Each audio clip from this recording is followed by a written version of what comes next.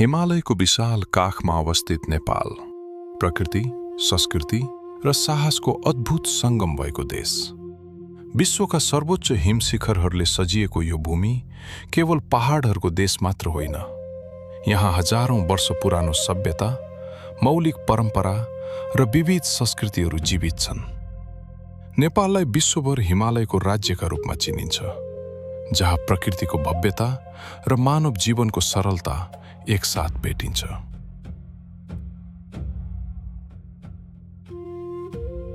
नेपालको पूर्वी भूभागमा रहेको सोलुखुम्बु जिल्ला हाम्रो यात्राको गन्तव्य हो। विश्वको सर्वोच्च शिखर सगरमाथाको काखमा रहेको यो क्षेत्र नेपालको सबैभन्दा महत्त्वपूर्ण पर्यटन गन्तव्यमध्ये एक हो। यहाँ आउने यात्रुहरूले यात्राको हरेक चरणमा हिमालयको भव्यता अनुभव गर्न सक्छन्। हिउँले ढाकिएका शिखरहरू, प्राचीन सांस्कृतिक सम्पदा र हिमाली बस्तीहरूको आत्मीयताले यो क्षेत्रलाई अविस्मरणीय बनाउँछ।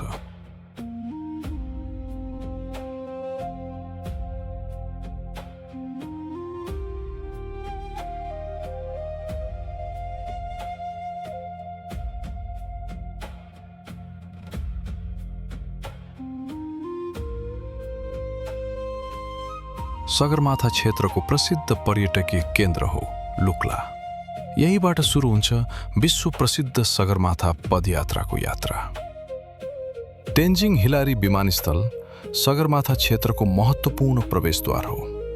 हजारौं पदयात्री र साहसिक यात्रुहरू यही विमानस्थल हुँदै हिमालयको यात्रामा निस्कन्छन्।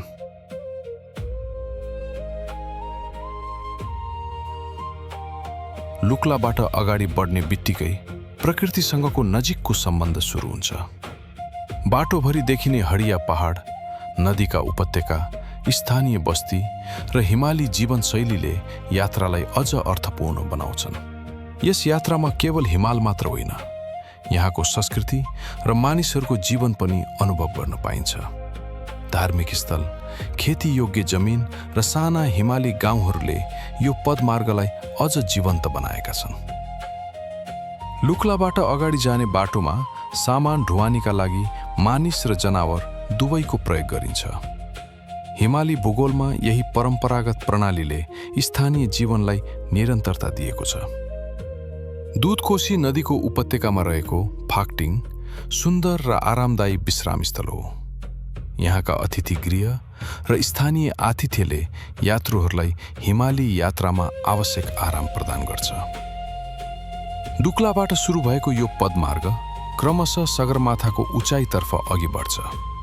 बाटो सहज भए पनि हरेक पाइला हिमालयको नयाँ अनुभव बोकेर आउँछ।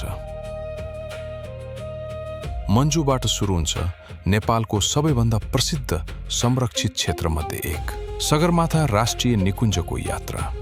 सन् 1976मा स्थापना गरिएको यो निकुञ्ज हिमाली वातावरण, दुर्लभ वन्यजन्तु र प्राकृतिक सम्पदाको संरक्षणका लागि महत्त्वपूर्ण क्षेत्र हो।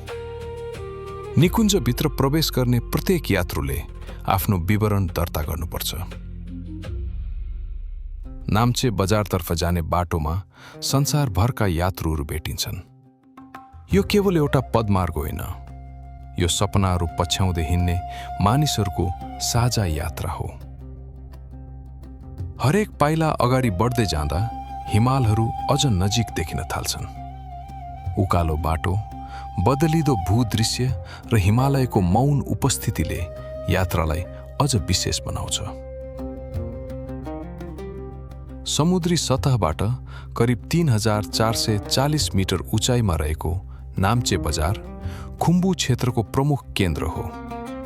हिमालले घेरेको यो सुन्दर बस्ती व्यापार, संस्कृति र पर्यटनको सङ्गम हो। नाम्चे बजारमा यात्रुहरूका लागि आवश्यक धेरै सुविधाहरू उपलब्ध छन्। होटेल, स्थानीय बजार, स्वास्थ्य सेवा, ट्रेकिङ सामग्री र हिमाली आतिथ्यले यस स्थानलाई विशेष बनाएको छ।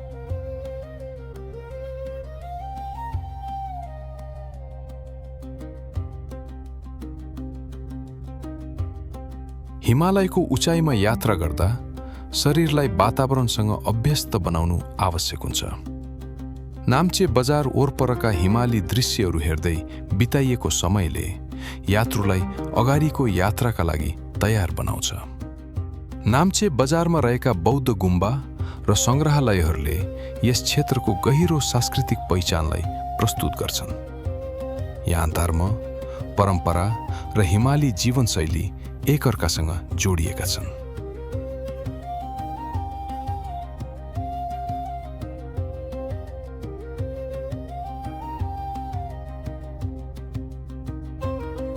नाम्चेबाट अगाडि बढेपछि यात्रुहरू एभरेस्ट भ्यू होटल र आसपासका डानातर्फ पुग्छन्। यहाँबाट देखिने हिमालयको दृश्य संसारकै दुर्लभ प्राकृतिक दृश्यहरूमध्ये एक हो। स्वच्छ मौसम र खुला आकाशले हिमालहरूलाई अझ स्पष्ट देखाइदिन्छ। प्रकृतिको यो विशाल रङ्गमञ्चमा सगरमाथा, लोत्से, नुत्से र आमा डब्लम जस्ता महान शिखरहरू उभिएका छन्। थाम्सेरकु, ताबोचे र कोङदे लगायतका हिमालहरूले यस क्षेत्रको सौन्दर्यलाई अझ बढाएका छन्। हिमालयका महान शिखरहरू सगरमाथा विश्वको सर्वोच्च शिखर, त्यसैगरी आमा डब्लम हिमालयको सबैभन्दा सुन्दर शिखरहरूमध्ये एक मानिन्छ। सगरमाथा र आमा डब्लम दुवै यस हिमाली यात्राका प्रमुख आकर्षण हुन्। यी हिमालहरू केवल आँखाले हेर्ने दृश्य मात्र होइनन्, यी साहस, धैर्य र प्रकृतिप्रतिको सम्मानका प्रतीक हुन्। हिमालयको मौनता, विशालता र सौन्दर्यले हरेक यात्रुको मनमा गहिरो छाप छोड्छ। हिमालको काखमा रहेको खुम्जुङ गाउँ खुम्बु क्षेत्रको मौलिक जीवनशैली बुझ्ने महत्त्वपूर्ण स्थान हो। ग्रामीण परिवेशमा रहेको यो गाउँ कृषि, व्यापार, शिक्षा र पर्यटनमा आधारित जीवनशैलीका लागि परिचित छ। यहाँका मानिसहरूले कठोर हिमाली वातावरणसँग तालमेल मिलाउँदै आफ्नो परम्परा र संस्कृतिलाई जोगाइरहेका छन्। सगरमाथा राष्ट्रिय निकुञ्ज केवल हिमालहरूको क्षेत्र होइन, यो दुर्लभ प्राकृतिक सम्पदा र जैविक विविधताको संरक्षण स्थल पनि हो। Nepal is just great. I love being here. It's a lovely country. Yes, it's fantastic. विशाल उपत्यका, भव्य हिमशिखर र विश्वकै सर्वोच्च शिखर सगरमाथाले यस क्षेत्रलाई विश्वकै चर्चित गन्तव्य बनाएको छ।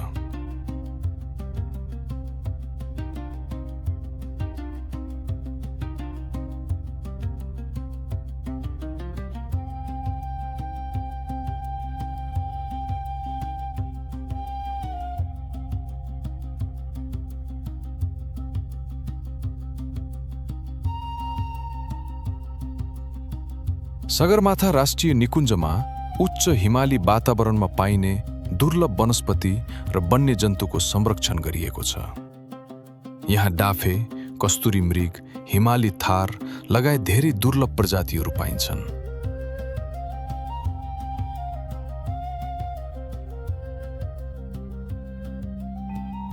हिमालयको शान्त वातावरणमा अवस्थित टेङ्गोचे गुम्बा खुम्बु क्षेत्रको प्रमुख आध्यात्मिक केन्द्र हो। यो तिब्बती बौद्ध परम्पराको महत्त्वपूर्ण गुम्बा हो, जहाँ धर्म, संस्कृति र हिमाली जीवनको गहिरो सम्बन्ध देख्न सकिन्छ। स्थापना भएदेखि नै यो गुम्बा स्थानीय समुदाय र यात्रुहरूको आस्थाको केन्द्र बनेको छ। सगरमाथा क्षेत्रको प्राकृतिक र सांस्कृतिक महत्त्वकै कारण यस क्षेत्रलाई युनेस्को विश्व सम्पदा सूचीमा समावेश गरिएको हो। टेङ्गोचेबाट अगाडि बढ्दै जाँदा हिमालयको विशाल संसार अझ नजिक हुँदै जान्छ।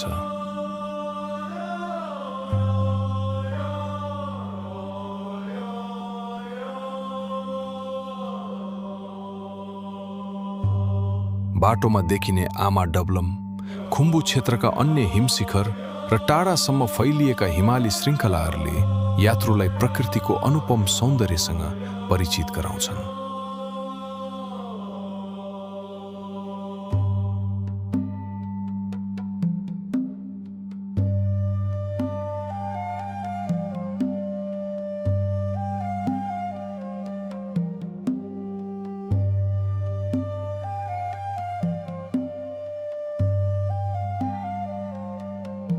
उच्च हिमाली क्षेत्रमा याक केवल एउटा जनावर होइन, यो यहाँको जीवनको महत्त्वपूर्ण आधार हो। सदियौंदेखि याकलाई सामान ढुवानी, दुग्ध उत्पादन र स्थानीय व्यापारका लागि प्रयोग गरिँदै आएको छ। हिमालको कठिन वातावरणमा मानिस र याक बीचको सम्बन्ध सह-अस्तित्वको उत्कृष्ट उदाहरण हो।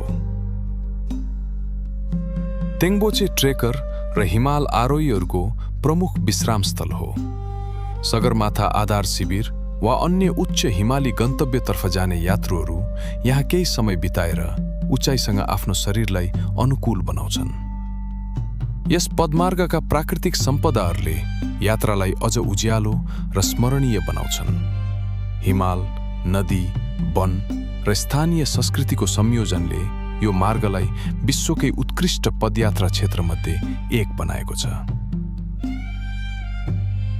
सगरमाथा राष्ट्रिय निकुञ्जको बफर क्षेत्रमा रहेको फोर्टसे एउटा विशिष्ट शेर्पा बस्ती हो।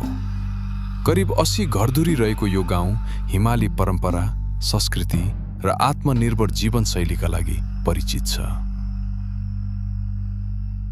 गोक्योतर्फ अघि बढ्दै जाँदा डोले यात्रुहरूको लागि आराम गर्ने सुन्दर हिमाली बस्ती हो।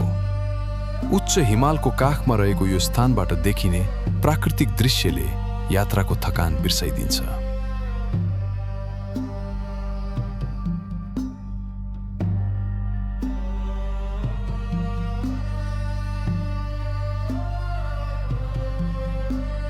माछेर्मो सानो तर अत्यन्त सुन्दर हिमाली गाउँ हो।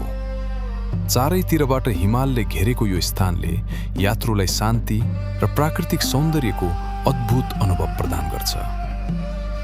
गोक्यो र आसपासका उच्च क्षेत्रतर्फ जानुअघि धेरै यात्रुहरू यहाँ उचाइसँग अभ्यस्त हुन केही समय बिताउँछन्।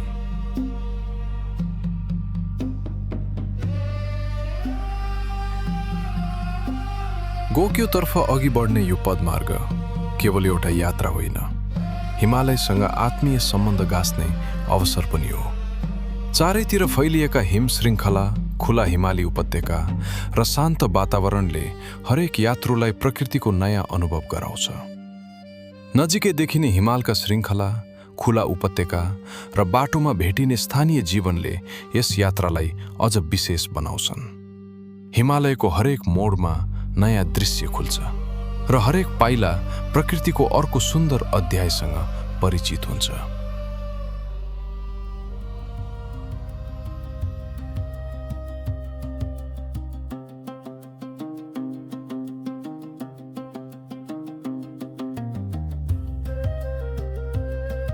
गोक्यो क्षेत्रमा रहेका 6वटा हिमाली तालहरूले यस क्षेत्रको प्राकृतिक सौन्दर्यलाई अझ अद्वितीय बनाएका छन्।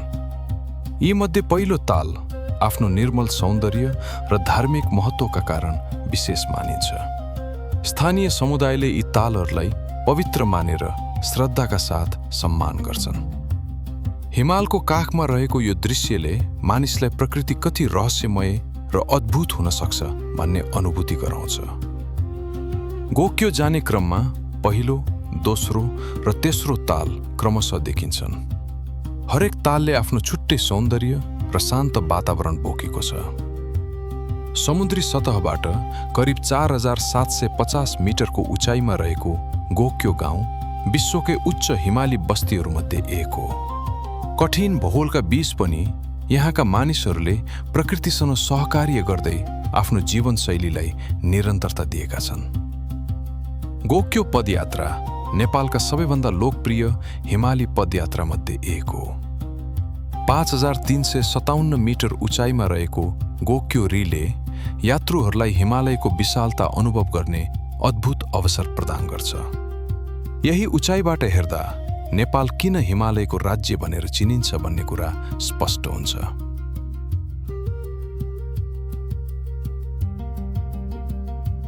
असीम रूपमा फैलिएका हिमाच्छादित हिमशिखरहरू, विशाल हिमालय पर्वत श्रृङ्खला र विश्वकै सर्वोच्च शिखर सगरमाथाले नेपालको प्राकृतिक गौरवलाई विश्वसामु चिनाएका छन्।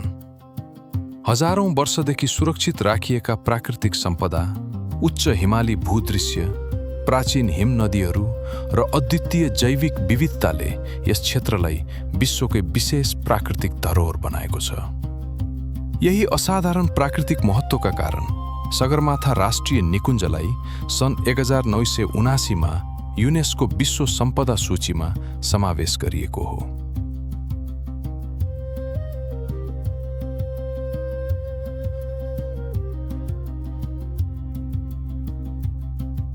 गोक्यो रीबाट विश्वका 8000 मिटरभन्दा अग्ला 4 प्रमुख हिमालहरू सगरमाथा, लोत्से, मकालु र चोयुको भव्य दृश्य अवलोकन गर्न सकिन्छ।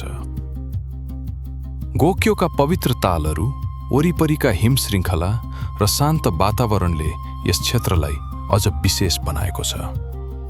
यो नेपालको सगरमाथा क्षेत्रको एउटा सानो झलक मात्र हो, जहाँ प्रकृति, संस्कृति र साहसको अद्भुत सङ्गम देख्न सकिन्छ। प्राकृतिक सौन्दर्य, हिमाली संस्कृति र आत्मीय आतिथ्यले भरिपूर्ण नेपालमा आफ्नो यात्रालाई अविस्मरणीय बनाउनुहोस्।